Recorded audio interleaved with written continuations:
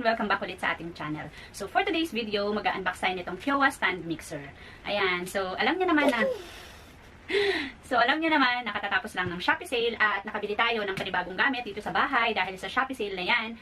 Ayan, so nabili natin itong stand mixer na ito guys for 5,238 only. But originally, ang kanyang price is 5,600 plus shipping fee. So, yung 5,238 kasama na yung shipping fee dun. So, laking menos na talaga kasi nga may voucher tayo nakuha plus free shipping fee.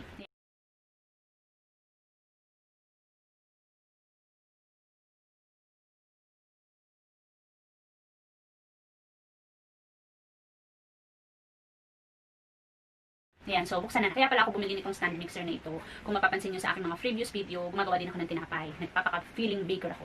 Ayan, so ang sakit kasi magmasa ng tinapay. So ito yung binili natin kasi magagamit natin siya for frosting and paggawa rin ng tinapay, yung pag-knead ng dough. So, ayan, buksan na natin.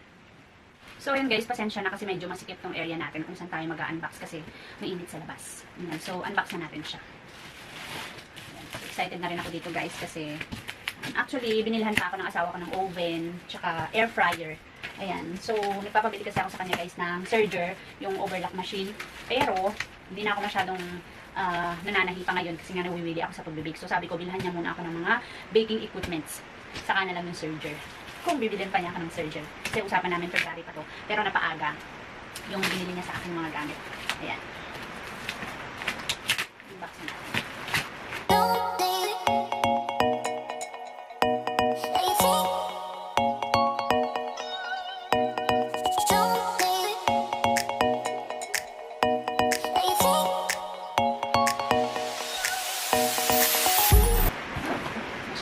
So, bubuksan na natin yung laman sa loob.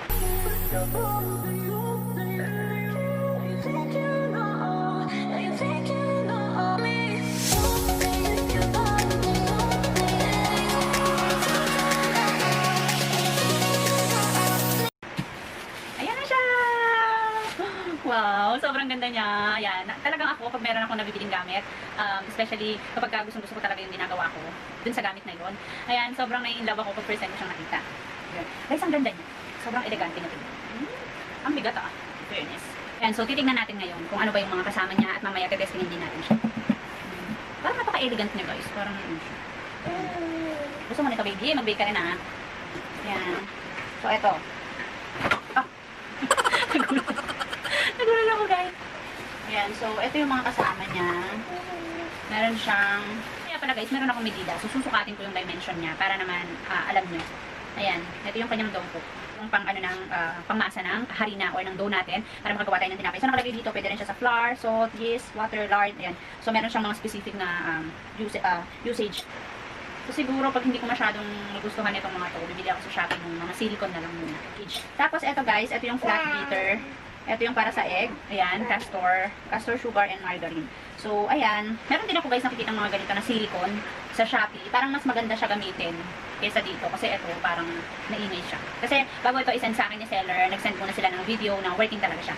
So, okay lang din naman ito. Kaya lang, parang madali siya magasgas guys.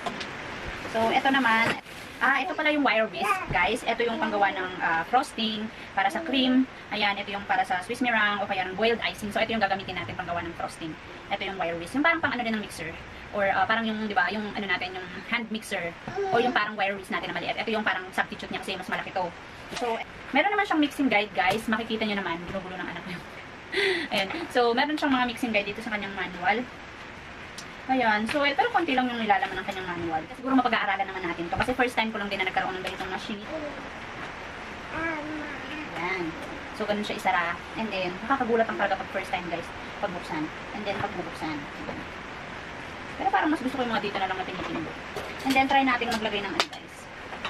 Actually, medyo na ano pa kasi ako sa kanya. And, ayun. Okay. So, kailangan secure na siya. And then, i-off mo lang to. Ito yung button niya sa gilid.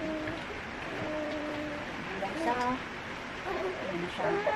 So, nakasa yung medida, susukatin ko. Naman yung laman niya guys. And ito, susukatin natin siya para may idea kayo kung gaano ba naman siya kalaki. Kasi minsan, di ba, hindi natin ma-anticipate yung talagang dimension niya sa picture lang. Compare sa, nasa, ano na siya, nasa personal. Yung dimension is, parang, 13.5 yung length niya. Ayan, 13.5. And then, dito yung width niya is 6 13 by 6, 13.5 by 6. And then yung height is nasa 13 din. Ayan guys, malaki siya. Malaki din talaga siya. Yan guys, so medyo natakot lang ako kasi syempre bago. Ayan, so dito ganito lang pala siya tatanggalin kasi iniikot-ikot ko siya, hindi ko siya matanggal. Sabi ko nga sa inyo, first time ko to. Ayan, so ang gagawin mo lang is push upward, and then release. So parang yung hand mixer lang din. Ayan, and then pag ilalagay mo siya, make sure nakalagay siya dito sa knob na to. Ayan, so dapat magmamatch and then rotate. So maglalak na siya. So, ayan guys, nakalock yung kanyang mixing bowl. So, pag counter, tama ba? Pag counterclockwise, nakalock siya. So, pag clockwise, ayan. So, matatanggal mo siya. Ayan guys, ang ganda. Ayan, talagang measure ng bowl. 27. Ayan, so ang kanyang bowl ay nasa 27 inches. So, malaki siya guys.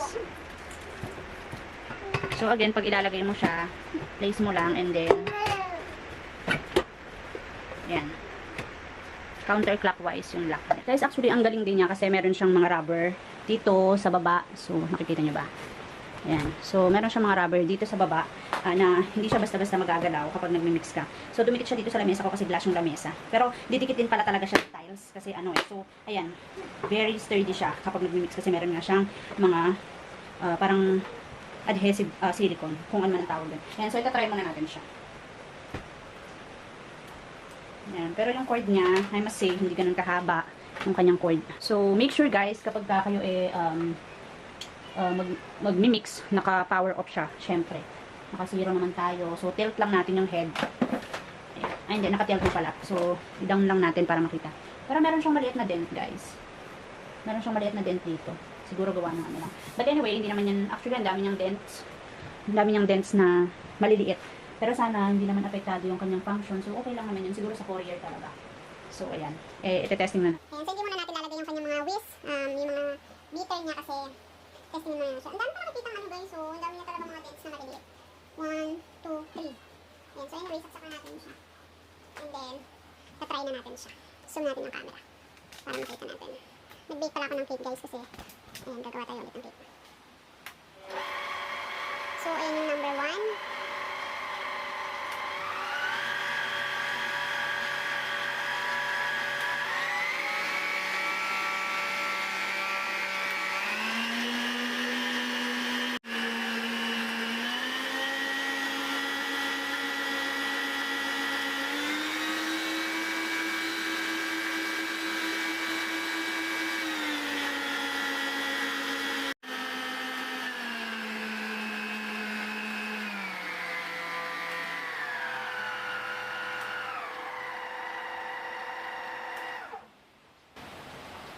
Hindi ko alam kung para saan tong P.